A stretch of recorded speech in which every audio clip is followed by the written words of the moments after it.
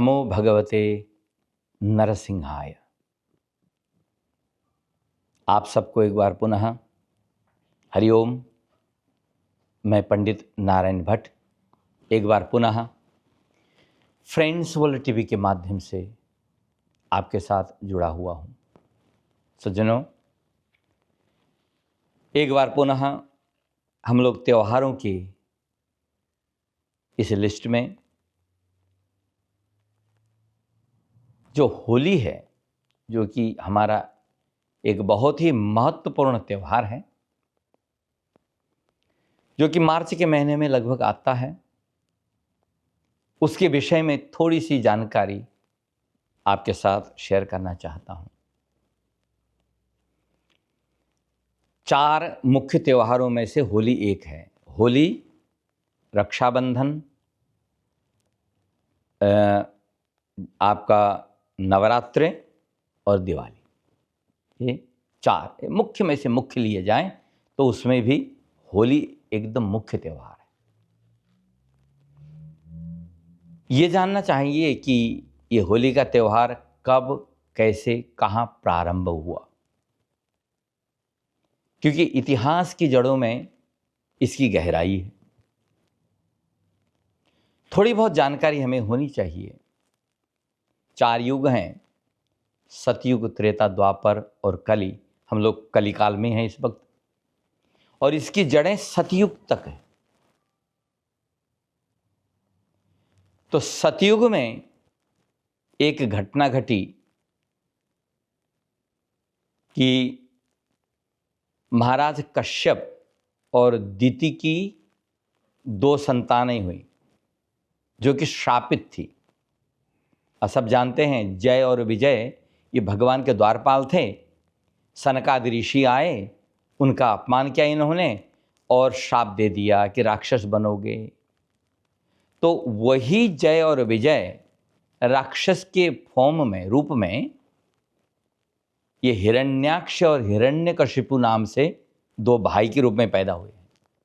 इनके पिता कश्यप ऋषि हैं, माता दिति हैं, और ये तब पैदा हुए जब दिति ने अपने पति से गलत समय पर, संध्या के समय पर संतान प्राप्ति की इच्छा जाहिर की,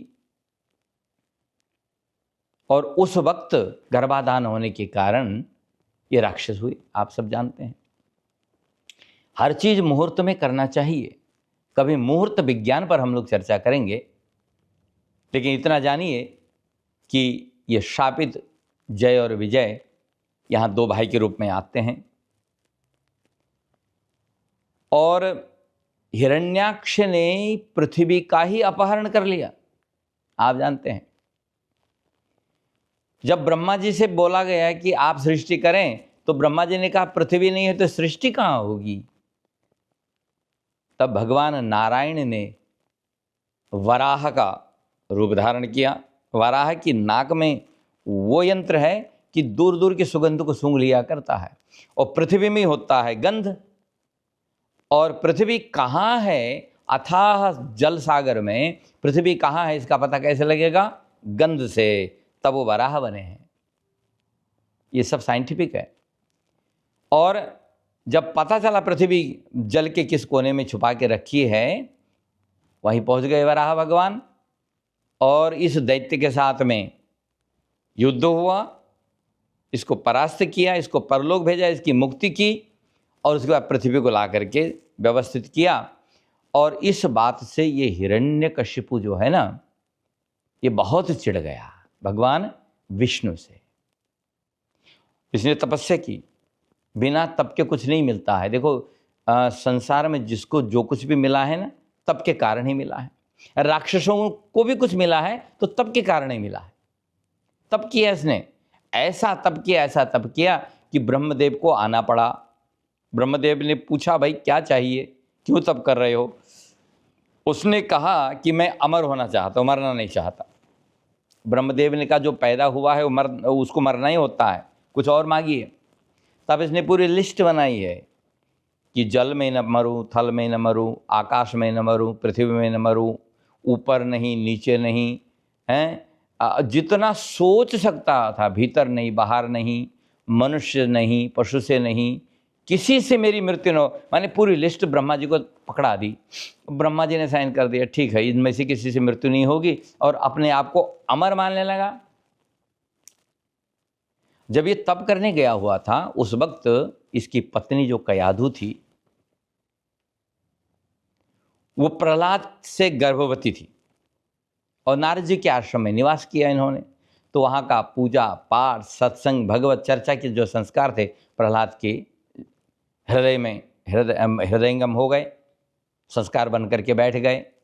जब हिरण्यकशिपु वापस आया और अपने बेटे को पढ़ाने लगा, और पढ़ाने क्या लगा कि इस संसार का मालिक मैं हूँ, इस संसार का भगवान मैं हूँ, ऐसी उल्टी विद्या।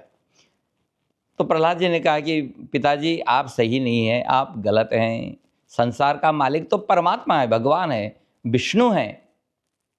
और बस इस बात पर विरोध, आप जानते हैं कथा, इस बात पर विरोध इतना बड़ा, एक समय आया कि हिरण्यकशिपु ने आदेश दे दिया कि इसको खत्म कर दो, मार डालो, एन केन प्रकारेण, जो भी करना पड़े करो, लेकिन इसको मार दो।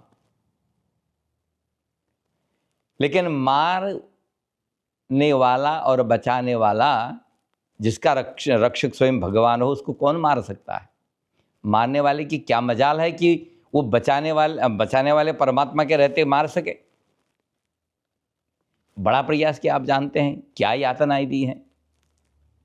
जल में फिकवाया, पहाड़ से गिरवाया, सर्प से डसवाया, जितना संभव हो सकता था वो सब किया उसने।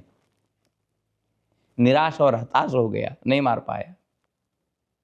और अंत तो गत्वा उसकी एक बहन थी जिसका नाम था होलिका। उसने कहा भैया एक ट्राई और करते हैं, मेरे पास ऐसा वरदानी वस्त्र है जिसको ओढ़ के मैं अग्नि में प्रवेश कर जाऊं ना, तो अग्नि मेरा कुछ नहीं बिगाड़ सकती। हम इसको लेकर के अग्नि में प्रवेश करते हैं, ये जल जाएगा, मैं बच जाऊंगी। ये प्लानिंग थी। तो होलिका जो है प्रहलाद को लेकर के जलती चिता में, अग्नि में बैठ गई, और वो वस्त्र ओढ़ लिया जो कि फायर प्रूफ था, वरदान में मिला था। लेकिन हवा का एक ऐसा झोंका चला कि वो वस्त्र तो प्रहलाद के ऊपर लपट गया, और होलिका हो गई बेवस्त्र और जल गई। और तभी से ये परंपरा आई। होलिका जो थी वो एक असहाय, एक निरपराध, एक संत, एक भक्त को मारना चाहती थी, इसलिए जलाना चाहती थी, इसलिए खुद जल गई। इसके साथ साथ असत्य जल गया, इसके साथ साथ अधर्म जल गया, इसके साथ साथ पाखंड जल गया, नहीं? और सत्य का प्रतीक प्रहलाद बच गए। उसी दिन से ये होलिका दहन माने जलाने का जलाने की जो परंपरा थी वो चल पड़ी। एक तो ये है। दूसरा, पुराणों में एक प्रसंग और आता है सज्जनों, जिसमें एक महाराज पृथु हुए हैं। पृथु बहुत प्रसिद्ध राजा हुए हैं जो भगवान के अवतार माने जाते हैं, और 24 अवतारों में महाराज पृथु का वर्णन आता है। उन्हीं के समय में, उन्हीं के काल में एक ढुंडी नामक राक्षसी उत्पन्न हुई। इसने भी तप किया, साधना की और वरदान ले लिया। उसे कोई भी देवता, मानव, अस्त्र या शस्त्र हानि नहीं पहुंचा सकता, मार नहीं सकता। न सर्दी, न गर्मी, न वर्षा, इनका कोई उस पर असर नहीं होगा, ऐसा वरदान ले लिया। और उस वरदान को प्राप्त करने के बाद में इस ढुंडी नामक राक्षसी ने बच्चों को मारना प्रारंभ किया। ये जो विपत्तियां पृथ्वी में आते हैं, ये आज की नहीं है, पहले भी आती रही है, समय समय पर आती रहती हैं। और जब भक्तों पर विपत्ति आती है तभी भगवान आते हैं। इसलिए माता कुंती ने विपत्ति मांगी, विपदः नः सन्तु ससुत, हमारे जीवन में विपत्ति निरंतर बनी रहे। क्यों? इससे क्या फायदा होगा?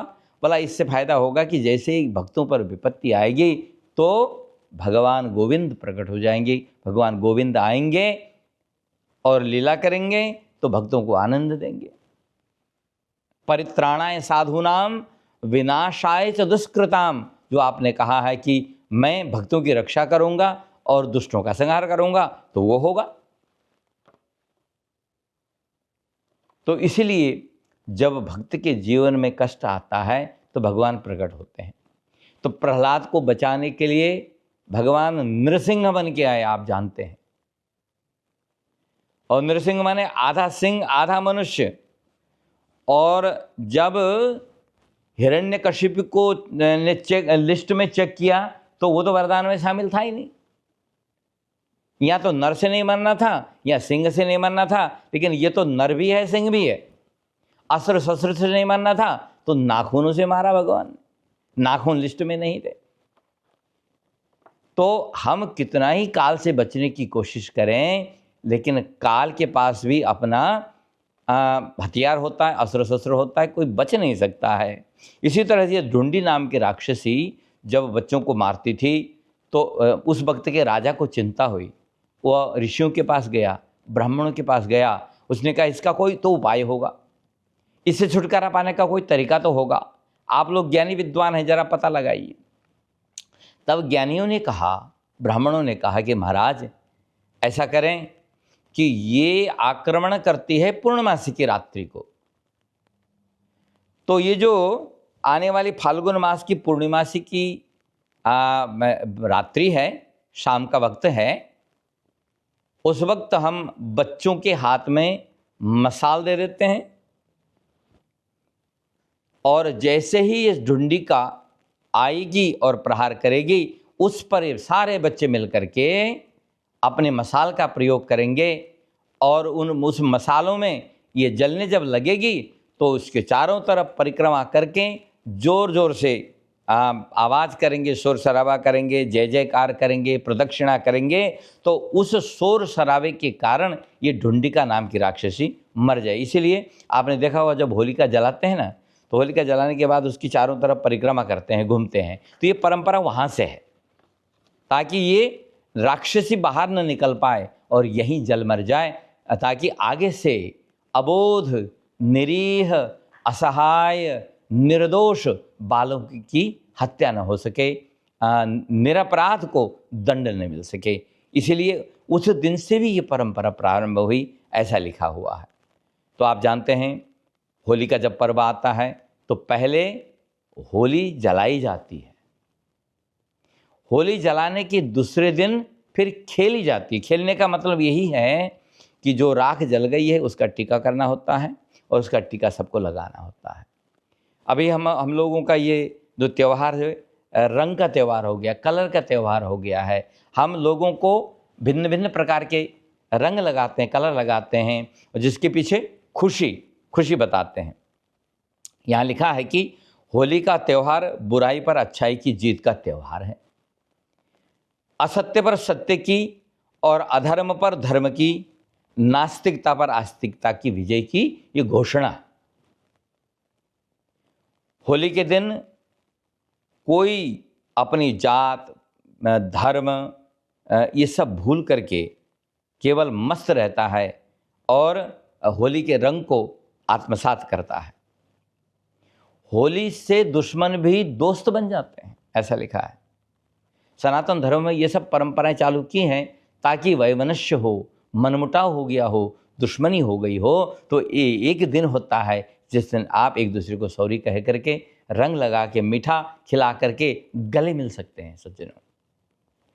यहाँ पर इतिहास के पन्नों को आप यदि देखेंगे तो भगवान ने तो खेला ही खेला, भोले बाबा ने पार्वती के साथ खेला, भगवान कृष्ण ने राधिका जी के साथ खेला और राम ने सीता जी के साथ खेला, वो तो बात है ठीक है। लेकिन हमारे जो कवि हैं उन कवियों ने भी होली पर बढ़ चढ़ करके लिखा और गाया। जैसे आदि कवि विद्यापति, भक्तिकालीन सूरदास, रहीम, रसखान, पद्माकर, जायसी, मीराबाई, कबीर, इसमें कितने ही नाम ऐसे हैं जो नॉन हिंदू हैं, नॉन सनातनी हैं, लेकिन उन्होंने भी होली को गाया और मनाया, सेलिब्रेट किया, क्योंकि होली जोड़ती है, होली जोड़ने का त्यौहार हुआ करता है।